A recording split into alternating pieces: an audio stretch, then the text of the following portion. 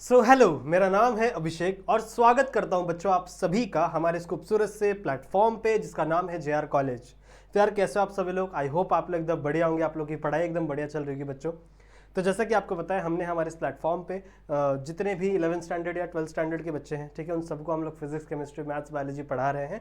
और जो चैप्टर्स हमारे बच गए हैं उन सबको भी हम लोग ने कंप्लीट करने की जिम्मेदारी भी अपने ही सर लिए, ठीक है। सो मैं आप लोग को बच्चों केमिस्ट्री और बायोलॉजी पढ़ा रहा हूँ। बहुत सारे चैप्टर्स हमारे ऑलरेडी कंप्लीटेड है, जो आप लोग हमारे प्लेलिस्ट को चेकआउट कर सकते हो बच्चों, ठीक है।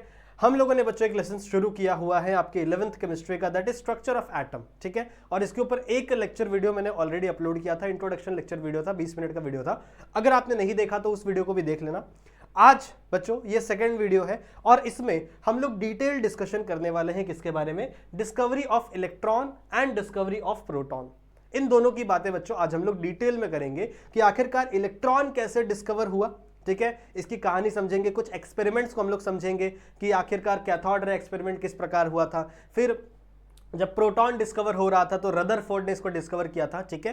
तो किस प्रकार किया था, कौन कौन से एक्सपेरिमेंट से किया था, ठीक है, वो सारी चीज़ आज हम लोग समझेंगे। और किस प्रकार से इन साइंटिस्टों ने कंक्लूड किया कि हाँ यहाँ पर एक इलेक्ट्रॉन है, यहाँ पर हाँ यहाँ पर एक प्रोटॉन है, समझ रहे हो। तो इन सारी बातों को बच्चों आज के इस वीडियो के अंदर हम लोग डिस्कस करने वाले हैं, तो वीडियो को एंड तक जरूर से देखना।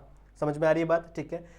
यदि आप लोग को बच्चों कोई भी डाउट होता है तो आप आ सकते हो मेरे इंस्टाग्राम पे, यहाँ पर आप आकर अपने डाउट्स मुझसे पहुंचा सकते हो, मुझ तक पहुंचा सकते हो बच्चों। और मुझे फॉलो भी करके रख सकते हो क्योंकि बहुत सारे अपडेट्स हम यहाँ पर शेयर करते रहते हैं, चलेगा, ठीक है। तो शुरू करते हैं बच्चों आज की इस वीडियो को, ठीक है। अगर आपने लास्ट वाला लेक्चर देखा होगा बच्चों, तो हमने बहुत सारी बातें की थी लास्ट वाले लेक्चर में कि आखिरकार एटम क्या होता है, ठीक है। हमने बात की थी सब एटॉमिक पार्टिकल्स के बारे में कि एटम्स के अंदर कुछ कुछ पार्टिकल्स है बच्चों जिसे हम लोग सब एटॉमिक पार्टिकल्स कहते हैं, जैसे प्रोटॉन हो गया, न्यूट्रॉन हो गया, इलेक्ट्रॉन हो गया, ठीक है।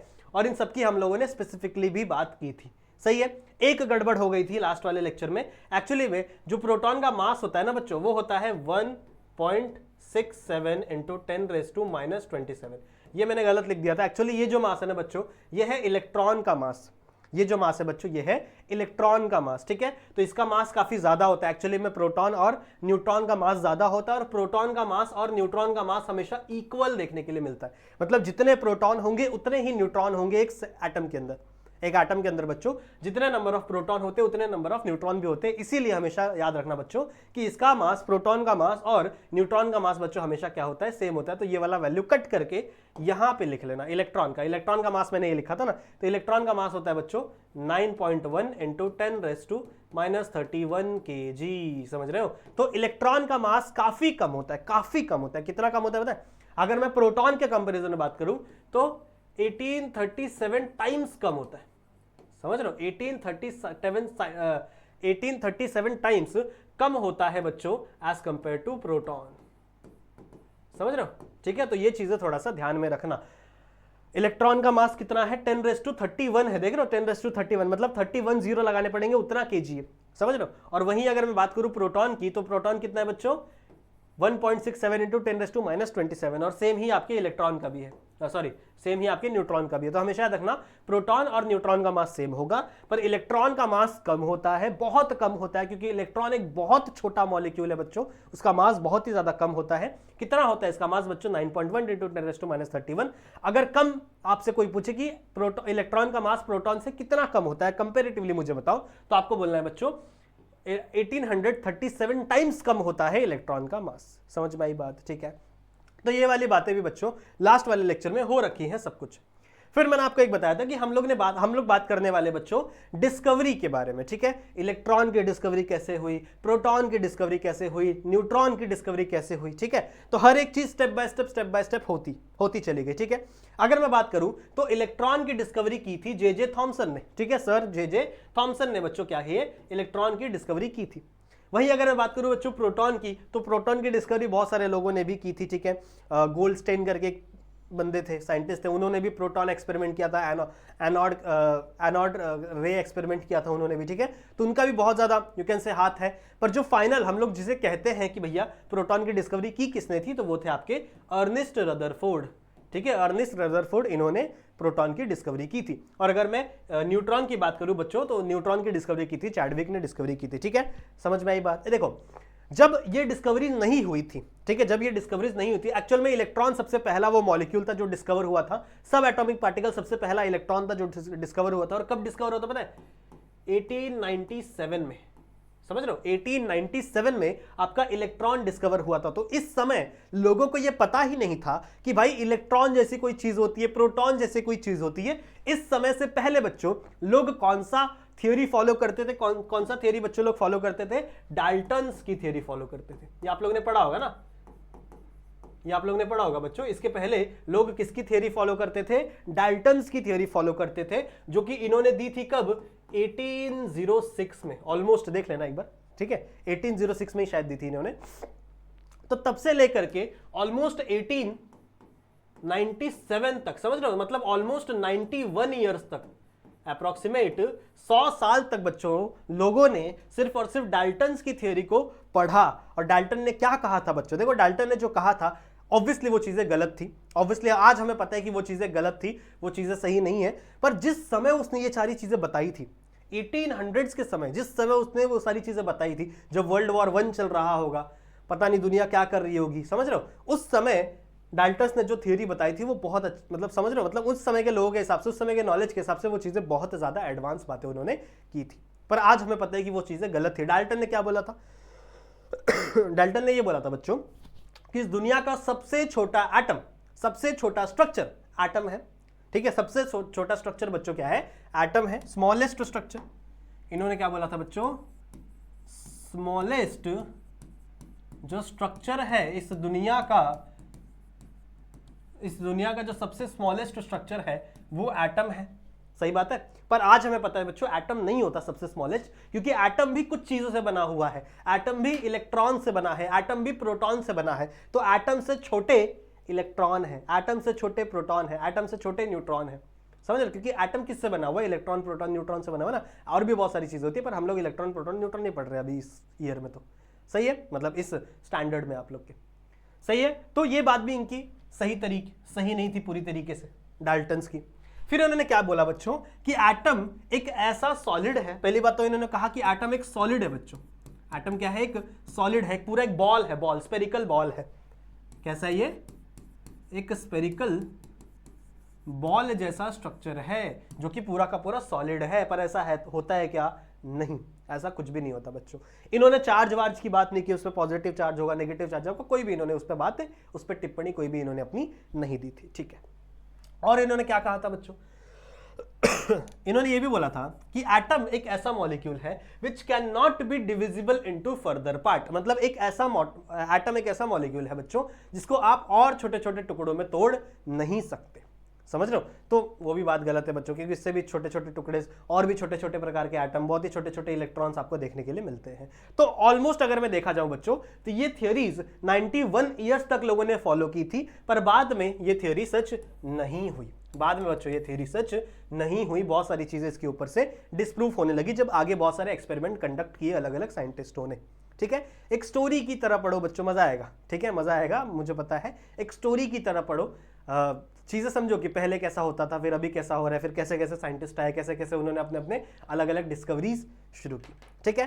तो जब बच्चों डाल्टन की थ्योरी पब्लिश हुई थी, तब से लेकर 1897 तक बच्चों, 91 ईयर्स तक ये सारी चीजें लोग सुनते थे और ये सारी चीजें लोग मानते थे। फिर उसके बाद डिस्कवरी ऑफ इलेक्ट्रॉन हुई बच्चों। इलेक्ट्रॉन की डिस्कवरी हुई कब? सन 1897 में। देखो मेरे को ये नहीं आती हिंदी, ठीक है। तो 1897 में बच्चों इलेक्ट्रॉन की डिस्कवरी हुई। और ये किसने किया था? ये किसने किया था बच्चों? जे थॉमसन ने। ये किसने किया था बच्चों? जे थॉमसन ने, ठीक है।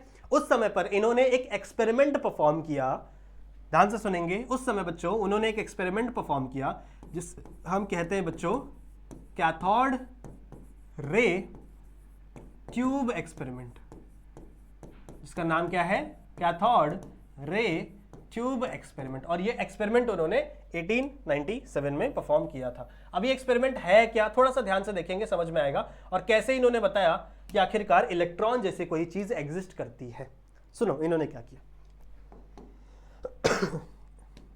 सुनो इन्होंने क्या किया, देखो।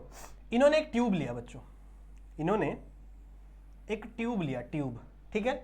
उस ट्यूब में इस प्रकार इस साइड में इन्होंने ले लिया कैथोड, ठीक है। इस प्रकार इन्होंने इस तरफ इन्होंने क्या ले लिया बच्चों, कैथोड लिया, और इस तरफ इन्होंने लिया एनोड, ठीक है। इस तरफ इन्होंने क्या लिया, एनोड लिया। इस एनोड में छोटे छोटे छेद कर दिए इन्होंने, सुनिए बड़ी मजेदार कहानी है। इस एनोड में इन्होंने क्या किया बच्चों, छोटे छोटे छेद कर दिए। तो इसको हम नॉर्मल एनोड नहीं कहेंगे, इसको हम कहते हैं बच्चों परफोरेटेड एनोड। इसका नाम क्या है, इसका नाम क्या है बच्चों, परफोरेटेड एनोड। और हमेशा ध्यान में रखना बच्चों, एनोड हमेशा पॉजिटिवली चार्ज होता है, एनोड हमेशा पॉजिटिवली चार्ज होता है। तो ये हमेशा पॉजिटिवली चार्ज होगा, and this is your cathode, this is your cathode जो हमेशा नेगेटिवली चार्ज होगा। ये बात हमेशा याद रखना, ठीक है। दो आपके पास स्ट्रिंग है, दो आपके पास रॉड है इलेक्ट्रिकल सर्किट को कंप्लीट करने के लिए। एक है बच्चों आपके पास कैथोड और एक है आपके पास एनोड। एनोड जो है उसमें छोटे छोटे छेद कर दिए गए हैं, और इसीलिए इसको हम लोग कह रहे हैं बच्चों परफोरेटेड एनोड। और एनोड हमेशा पॉजिटिवली चार्ज है, कैथोड हमेशा नेगेटिवली चार्ज है। इतनी बातें क्लियर है, ओके, बहुत अच्छी बात है। फिर इन्होंने क्या किया बच्चों, इसके अंदर बहुत ही लो प्रेशर रखा, इसके अंदर बच्चों बहुत ही लो प्रेशर रखा, ठीक है। इसके अंदर ऑलमोस्ट वैक्यूम क्रिएट कर दिया, ऑलमोस्ट वैक्यूम क्रिएट कर दिया। तो इसके अंदर जो पार्शियल प्रेशर था वो कितना था पता है, 10⁻³ mmHg। सॉरी बच्चों, ठीक है, समझ में आ गया। तो इसके अंदर उन्होंने जो पार्शियल प्रेशर रखा यानी प्रेशर रखा बच्चों, वो कितना रखा, 10⁻³ mmHg, मतलब बहुत लो प्रेशर कर दिया बच्चों इसके अंदर, जिसकी वजह से यहां पर गैसेस के मॉलिक्यूल कम होंगे, ठीक है। और जब यहां से इलेक्ट्रॉन निकलेगा तो वो गैसेस मॉलिक्यूल से कम टकराएगा। ये आज हमें पता है, पर उस समय उनको नहीं पता था, ओके, बहुत अच्छी बात। फिर नेक्स्ट क्या किया उन्होंने भाई, नेक्स्ट क्या किया उन्होंने, ध्यान से सुनो। उन्होंने बच्चों इन दोनों रॉड को एक बहुत ही हाई वोल्टेज वाले कैपेसिटर से लिंक कर दिया। बहुत ही हाई वोल्टेज वाले कैपेसिटर से या फिर बैटरी से बच्चों क्या कर दिया, लिंक कर दिया। समझ लो 1000 वोल्ट, 1000 वोल्ट का बच्चों इसको पावर दे दिया, 1000 वोल्ट का क्या दे दिया, इसको पावर दे दिया। और ये ऐसे एक्सपेरिमेंट ना बहुत चल रहे थे उस समय बहुत लोग ऐसे एक्सपेरिमेंट कर रहे थे, ठीक है। और सबसे इंपॉर्टेंट पार्ट बच्चों, सबसे इंपॉर्टेंट पार्ट, अगर यहां से कोई भी चीज जाएगी इधर से उधर, अगर यहां से कोई भी चीज जाएगी तो रे अगर जाएगी तो वो दिखेगा कैसे, तो वो दिखेगा इसलिए बच्चों क्योंकि यहां पे उन्होंने एक शीट लगा दिया। ध्यान से देखो कौन सा कलर यूज करे यार, सॉरी बच्चों, ठीक है। यहां पर पीछे साइड में उन्होंने क्या किया, एक फ्लोरेसेंट शीट लगा दिया, एक फ्लोरेसेंट शीट लगा दिया। जिंक सल्फाइड की शीट हो सकती है बच्चों, ये फ्लोरेसेंट शीट इन्होंने इसके पीछे लगा दिया। अब ये फ्लोरेसेंट शीट क्यों लगाई बच्चों, इसका फायदा क्या है, इसका फायदा ये है कि जब भी इसके ऊपर कोई भी पार्टिकल स्ट्राइक करता है, कोई भी पार्टिकल इसके ऊपर हिट करता है ना, कोई भी पार्टिकल बच्चों इसके ऊपर स्ट्राइक करता है, फिर कोई भी पार्टिकल इसके ऊपर हिट करता है ना बच्चों, तो उससे होता ये है, उससे ये चमकने लगता है, फ्लोरोसेंट बनाने लगता है, ठीक है। किससे बना हुआ होगा, मान लो जिंक सल्फाइड का बना हुआ हो, किसका बना हुआ होगा बच्चों, जिंक सल्फाइड का बना हुआ हो, ठीक है। ऐसे बहुत सारे अलग अलग फ्लोरोसेंट शीट आते थे उस समय के टाइम की बात है। तो कुछ ऐसा सा एक्सपेरिमेंट बच्चों उन्होंने क्या किया, ऐसा सा एक्सपेरिमेंट उन्होंने बनाया, ओके। अब हुआ क्या, होगा क्या इस एक्सपेरिमेंट में, होगा ये बच्चों कि जब यहां से इलेक्ट्रिसिटी एकदम हाई वोल्टेज से पास होगी बच्चों इस कैथोड रे के ऊपर, जब बहुत ज्यादा हाई वोल्टेज से इलेक्ट्रिसिटी पास होगी इस कैथोड रे के ऊपर, और कैथोड रे क्या है बच्चों, नेगेटिवली चार्ज। तो जब एक कैथोड को, एक रॉड को बच्चों बहुत ज्यादा अमाउंट ऑफ इलेक्ट्रिसिटी मिलती है, तो उसके अंदर जो इलेक्ट्रॉन, देखो आज हमें पता है ये सारी चीजें कि एक इलेक्ट्रॉन को जब बहुत ज्यादा एनर्जी मिलती है तो वो क्या होता है बच्चों, वो एक्साइटेड स्टेट में चला जाता है। आपका जो इलेक्ट्रॉन है वो एक्साइटेड स्टेट में चला जाता है, मतलब उसके पास बहुत ज्यादा एनर्जी निकल जाती है। मतलब इसके पास जो इलेक्ट्रॉन थे बच्चों, obviously it is a negatively charge, तो इसके पास इलेक्ट्रॉन होगा, ठीक है। इसको बहुत ज्यादा एनर्जी मिलने की वजह से, इस वोल्टेज से बहुत ज्यादा एनर्जी मिलने की वजह से बच्चों ये इस तरफ ट्रैवल करने लगता है, समझ लो, ये ऐसे ऐसे ट्रैवल करने लगता है। और ये इस तरफ ही क्यों ट्रैवल कर रहा है बच्चों, क्योंकि इस तरफ क्या है, एनोड है, and anode is positively charge. Anode क्या है? पॉजिटिवली चार्ज, जिसकी वजह से बच्चों ये इस तरफ ट्रैवल करने लगा। ये कैथोड से जो इलेक्ट्रॉन्स थे बच्चों वो इस तरफ ट्रैवल करने लगे, मतलब एक रे ट्रैवल करने लगी, एक यू कैन से एक रे यहां से निकलने लगी और ये इस तरफ ट्रैवल करने लगी। अब हमें पता कैसे चला? थॉमसन को पता कैसे चला कि भाई रे यहां से ट्रैवल कर लिए? ये इसीलिए पता चला बच्चों, इन्होंने ये छेद जानबूझ के किए थे। ये जो छेद किए ना एनोड के बीच में, जानबूझ के किया गया है बच्चों, ताकि यह इस छेद में से कुछ ना कुछ एनोड, कुछ ना कुछ इलेक्ट्रॉन बच्चों जाके कहां लड़ रहे थे? इस फ्लोरोसेंट ट्यूब पे लड़ रहे थे और ये चमक रहा था। ये फ्लोरोसेंट ट्यूब क्या हो रहा था बच्चों? चमकने लग रहा था, जिससे हमको पता चल रहा था कि भाई यहां से कोई ना कोई रे यहां से ट्रैवल कर रही है। क्योंकि जो ये जो रे है ना बच्चों, ये कलरलेस है बच्चों, दिखेगी ही नहीं आपको, ठीक है? कलरलेस रे है तो ये आपको दिखेगी नहीं। तो ये दिखेगी नहीं इसीलिए इन्होंने यहाँ पे फ्लोरोसेंट लगाया, ताकि इनको पता चले कि कोई भी चीज जब इस पर टकराएगी तो ये क्या होगा? ऐसे चमकेगा, कलर निकलेगा। समझ रहे हो? इसीलिए इन्होंने छोटे छोटे छेद भी रखे थे। तो यहां से इन्होंने ये कंक्लूड किया बच्चों कि कोई तो यहां से रे इस कैथोड से निकल के इस एनोड की तरफ जा रही है। कोई तो रे बच्चों इस कैथोड से निकल के इस एनोड की तरफ जा रही है, और इस रे का नाम उन्होंने रख दिया बच्चों कैथोड रे। इस रे का नाम उन्होंने क्या रखा बच्चों? कैथोड रे नाम रख दिया कि इसके अंदर से भाई कैथोड रे निकल रही है और वो किसकी तरफ जा रही है? एनोड की तरफ जा रही है। अब ये नेगेटिव से पॉजिटिव की तरफ जा रही है। अब कोई भी रे अगर पॉजिटिव की तरफ जाएगी तो वो खुद क्या होगी? वो खुद नेगेटिव होगी ना बच्चों। वो खुद क्या होगी बच्चों? वो खुद नेगेटिव होगी। कि आपको पता ही है कि हमेशा अपोजिट चार्जेस एक दूसरे से अट्रैक्ट करते हैं, अपोजिट चार्जेस एक दूसरे से अट्रैक्ट करते हैं। सो बिकॉज ऑफ दिस ये नेगेटिव रे ये इस पॉजिटिव रे की तरफ जा रही है। तो यहां से इन्होंने कंक्लूड किया बच्चों कि ये जो नेगेटिव रे है ना, ये जो कैथोड रे है ना, it must be negatively charge, तभी तो ये किसकी तरफ जा रही है बच्चों? कैथोड की तरफ जा रही है। समझ रहे हो? बताओ, इसका स्क्रीनशॉट ले लो फटाक से तुम लोग। लिया? स्क्रीनशॉट लिया? ओके, समझ में आ गया? ठीक है, पॉज करके स्क्रीनशॉट ले लिया करो। तो यहां से बच्चों हमें कुछ प्रॉपर्टीज पता चली। एक और चीज सुनो, थॉमसन ने क्या किया कि इस तरफ एक मैग्नेटिक पोल, दोनों तरफ मैग्नेटिक पोल रख दिया बच्चों इलेक्ट्रिक फील्ड का, और एक तरफ पॉजिटिव चार्ज, एक तरफ नेगेटिव चार्ज। तो आपकी जो रे जा रही थी ना, ये पॉजिटिव चार्ज की तरफ थोड़ी सी डिफ्लेक्ट हो गई। मतलब आपकी रेज ऐसे जा रही थी, सीधे सीधे जा रही थी, यहां पे उन्होंने इलेक्ट्रिक फील्ड रख दिया पॉजिटिव, यहां पे उन्होंने इलेक्ट्रिक फील्ड रख दिया नेगेटिव। तो आपकी जो रे ऐसे सीधे सीधे जा रही थी ना बच्चों, वो हल्की सी डिफ्लेक्ट हो गई इस तरफ, वो हल्की सी मुड़ गई इस तरफ। तो यहां से भी उन्होंने कंक्लूड किया कि आपकी जो कैथोड रे है वो क्या है? नेगेटिवली चार्ज है। वो क्या है बच्चों? नेगेटिवली चार्ज है। ठीक है, तो ये एक्सपेरिमेंट समझ में आ गया। So based on this experiment बच्चों, इन्होंने कुछ प्रॉपर्टीज हमें बताई कैथोड रे की।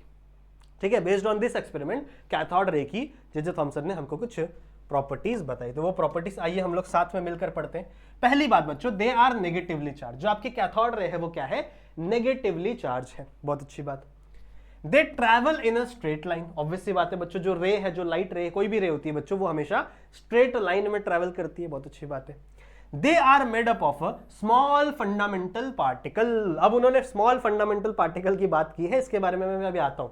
इसके बारे में आपको समझाता हूं कि आखिरकार इलेक्ट्रॉन कैसे डिस्कवर हुआ, इन्होंने इलेक्ट्रॉन की बातें कैसे की, मैं इसके बारे में आपको बताऊंगा थोड़े टाइम में।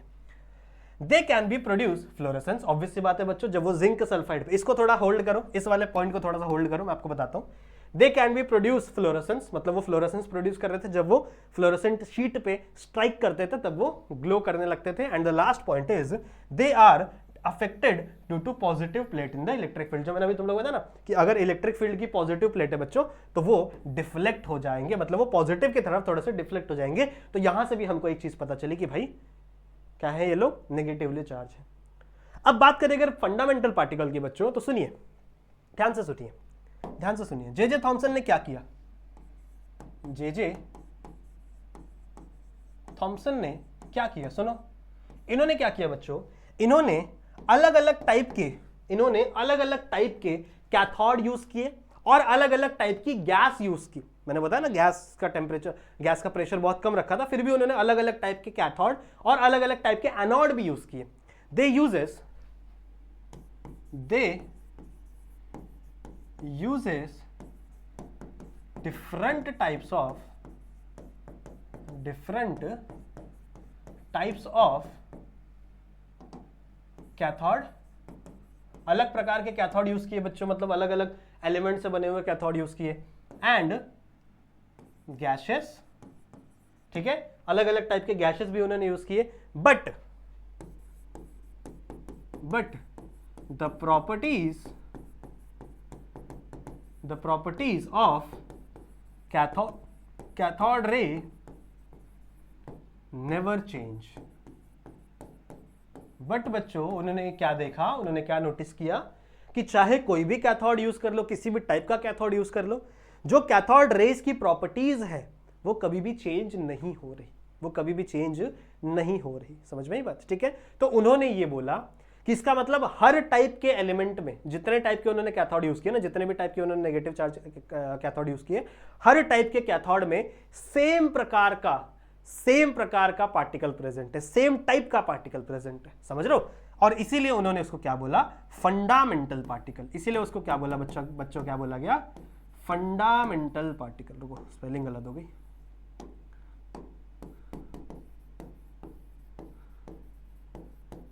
Fundamental particle. समझ में आई बात? फंडामेंटल पार्टिकल क्यों बोला गया, पता समझ में आ गया?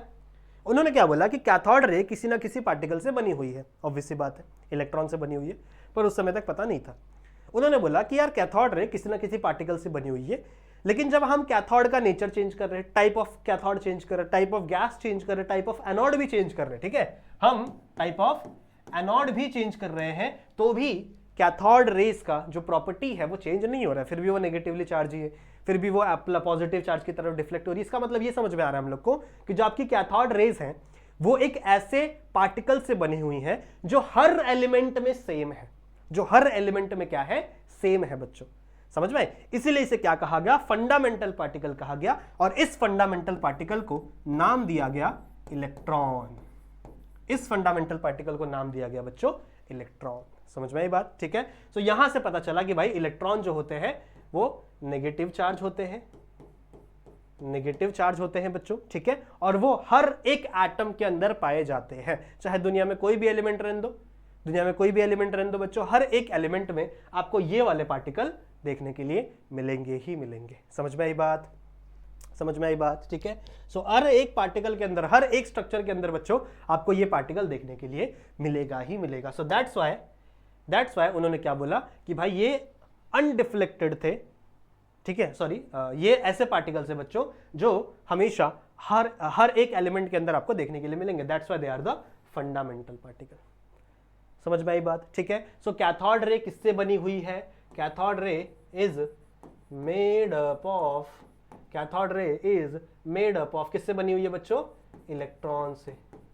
और आपका इलेक्ट्रॉन क्या है, आपका इलेक्ट्रॉन है बच्चों निगेटिवली चार्ज, ठीक है, आपका इलेक्ट्रॉन है निगेटिवली चार्ज, ठीक है। अगर मैं इसके मास की बात करूं तो ये आपको याद करना पड़ेगा बच्चों, इन्होंने बाद में कैलकुलेट किया था, इसका मास होता है 9.1 into 10 raise to 9.1 into 10 raise to -31 kg।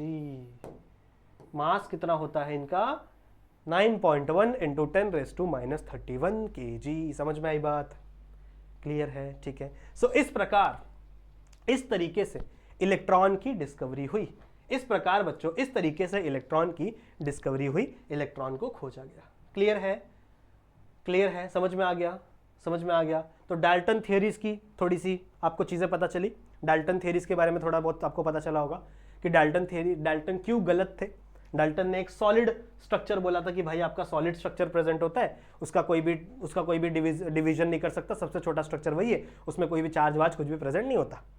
पर यहां से जब हमें पता चला कि नहीं, यहां पे कोई ना कोई चार्ज प्रेजेंट है, कुछ ना कुछ प्रेजेंट है, तो यहां से कहानी थोड़ी सी चेंज हुई, यहां से कहानी बच्चों थोड़ी सी चेंज हुई। और जब इलेक्ट्रॉन का डिस्कवरी हुआ तो उसके बाद थॉमसन ने अपना मॉडल दिया, थॉमसन ने बच्चों अपना मॉडल दिया, जिसे हम लोग क्या बोलने लगे,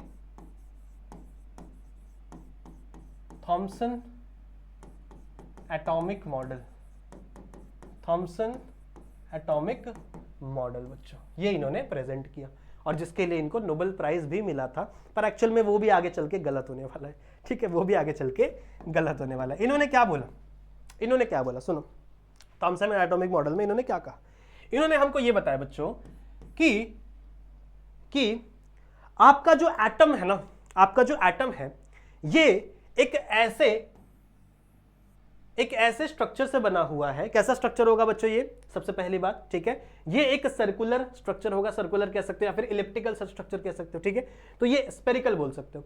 सो it is a spherical structure और you can say spherical solid, और ये पूरा का पूरा सॉलिड, ये पूरा का पूरा सॉलिड बच्चों पॉजिटिव पार्ट से बना हुआ है। किससे बना है ये पूरा का पूरा सॉलिड बच्चों, पॉजिटिव पार्ट से। किससे बना हुआ है ये, पॉजिटिव पार्ट से, मतलब ये पूरा का पूरा सॉलिड बच्चों क्या है, पॉजिटिव है, सही है। और इसके बीच बीच में बच्चों नेगेटिव पार्ट है, and that negative part is nothing but electron, that negative part is nothing but a electron. ऐसा इन्होंने कहा, ऐसा इन्होंने कहा। तो इन्होंने हमको ये बताया कि कंप्लीट आपका जो एटम है, atom is a spherical in structure. Atom का जो स्ट्रक्चर है बच्चों वो क्या है, स्पेरिकल है, एंड मेड अप ऑफ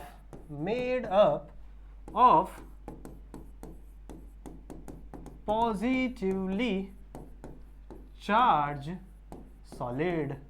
किससे बना हुआ है बच्चों, वो पॉजिटिवली चार्ज सॉलिड से बना हुआ है। समझ में आई बात, ठीक है। जैसा एक आपके पास मान लो एक बॉल है और वो बॉल पूरा का पूरा पॉजिटिवली चार्ज है, ठीक है, और उसके ऊपर छोटे छोटे जगह पे बच्चों क्या लगे हुए हैं, इलेक्ट्रॉन्स लगे हुए हैं। एंड दूसरा पॉइंट क्या लिखेंगे, electrons are embedded in the solid, electrons are embedded in the solid, ये इन्होंने कहा। इनके मॉडल को हम लोग प्लम पुडिंग मॉडल भी बोलते हैं, प्लम पुडिंग मॉडल भी बोलते हैं, या फिर वाटरमेलन मॉडल भी बोलते हैं, वाटरमेलन। अभी आपको समझ में आएगा, अगर नहीं समझा होगा तो अभी समझ में आएगा। देखो इमेजिन करो आपने खीर बनाई है, खीर, ठीक है, घर में मस्त एकदम खीर वीर बनाई आपने मस्त, आपकी मम्मी ने। तो जब आपके कटोरे में वो खीर है ना बच्चों, तो इमेजिन करो वो जो खीर है ना, खीर का जो दूध है, जो व्हाइट वाला दूध है, वो पूरा का पूरे जगह फैला हुआ है। That milk is nothing but a positively charge, मतलब पूरा का पूरा क्या है, पॉजिटिवली चार्ज। पर उसमें जो काजू किशमिश आपने डाला हुआ है ना छोटे छोटे थोड़े जगह पे, दैट इज द इलेक्ट्रॉन। वो कैसे है, इलेक्ट्रॉन की तरह है। अगर ये भी नहीं, इसको हम लोग बोलते हैं प्लम पुडिंग मॉडल। अगर ये भी नहीं समझ में आता तो वाटरमेलन इमेजिन करो। वाटरमेलन पता है ऐसे होता है बीच में, और बीच में पूरा रेड वाला एरिया होता है, ठीक है, बीच में पूरा क्या होता है बच्चों, यहाँ पे रेड होता है, ये पूरा रेड रेड रेड रेड होता है। तो इमेजिन करो कि जो पूरा रेड वाला एरिया है that is the positive charge, और इसके बीच में जो सीड्स होते हैं ना, ये जो बीच बीच में सीड्स है ना, that seeds are nothing but a electron, that seeds are nothing but a electron. इन्होंने हमको ऐसा इमेजिन करने के लिए कहा कि ऐसा होता है एक एटम। और इन्होंने एक और बात कही बच्चों, इन्होंने एक और बात कही, that number of positive charge, और you can say proton, proton उस समय तक डिस्कवर नहीं हुआ था, पर इसको आप पॉजिटिव चार्ज की तरह देखो कि number of proton is equal to number of electron. जितने नंबर ऑफ प्रोटॉन है वो इक्वल होंगे बच्चों किसके किसके, कितना, इलेक्ट्रॉन के जितना। वैसे इस समय तक इलेक्ट्रॉन की डिस्कवरी नहीं हुई थी, पर उन्होंने इलेक्ट्रॉन की जगह वर्ड यूज किया था पॉजिटिव चार्ज। जितना पॉजिटिव चार्ज होगा उतने ही नंबर ऑफ इलेक्ट्रॉन प्रेजेंट होंगे, जितना पॉजिटिव चार्ज होगा बच्चों उतने ही नंबर ऑफ इलेक्ट्रॉन प्रेजेंट होंगे। क्लियर है। और आज हमें पता है कि ये मॉडल गलत है, ठीक है, आज हमें पता है कि ये मॉडल गलत है, क्योंकि पूरा का पूरा पॉजिटिव सॉलिड नहीं होता, बीच में एक सेंटर सा न्यूक्लियस होता है। न्यूक्लियस भी रदरफोर्ड ने डिस्कवर किया था, ठीक है, तो छोटा सा न्यूक्लियस प्रेजेंट होता है, आज हमें पता है, सही है। और भी बहुत सारे मॉडल्स है बच्चों जो आज हम लोग समझेंगे। रदरफोर्ड का भी मॉडल गलत था पूरी तरीके से, वो भी सही नहीं थे, पर ये भी बच्चों पूरी तरीके से सही नहीं थे। पर उस समय कब, 1897 में, ठीक है, 1987 में जब इन्होंने 87 नहीं 1897 में बच्चों जब इन्होंने ये मॉडल दिया, तो उस समय के लिए बहुत बड़ी बात थी, और इनको नोबेल पुरस्कार मिला था इस चीज के लिए, इस डिस्कवरी के लिए। समझ रहे हो, इस डिस्कवरी के लिए बच्चों उनको नोबेल पुरस्कार भी मिला था।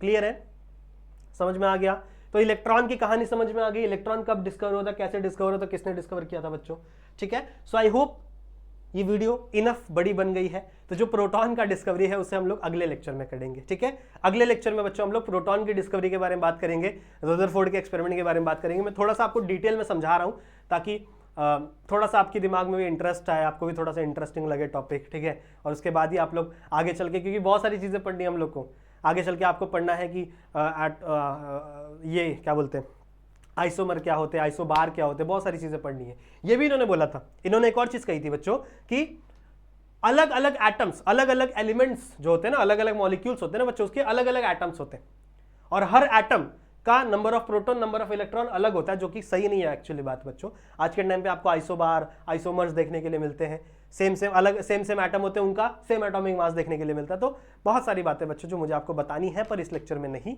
इतनी बातें इन्होंने की थी, बहुत ही डिटेल में बातें इन्होंने नहीं की थी, और ये पूरा मॉडल भी आगे चल के फेल कर जाता है कुछ ही समय बाद, यानी 1919 में, यानी 1911 में ही एक्चुअली में इन्होंने शुरू कर दिया था, रदरफोर्ड ने शुरू कर दिया था बच्चों, और उसके बाद इनका थियोरी भी फेल हो जाती है, ठीक है। तो उसकी जो बातें हैं बच्चों वो हम लोग अगले लेक्चर के लिए रखते हैं। आई होप ये वीडियो आप लोग को पसंद आई होगी। इस वीडियो को शेयर कर देना अपने सारे दोस्तों के साथ, अगर आपको मजा आया होगा तो वीडियो को लाइक जरूर से कर देना बच्चों।